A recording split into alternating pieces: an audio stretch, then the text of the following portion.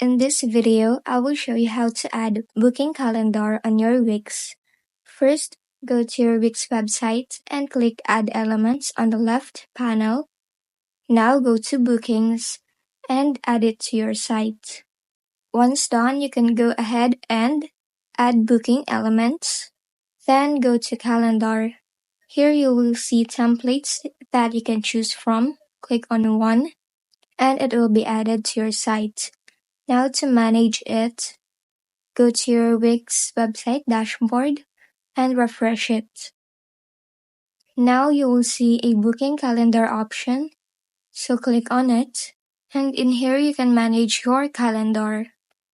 You can click on a day and you can block time.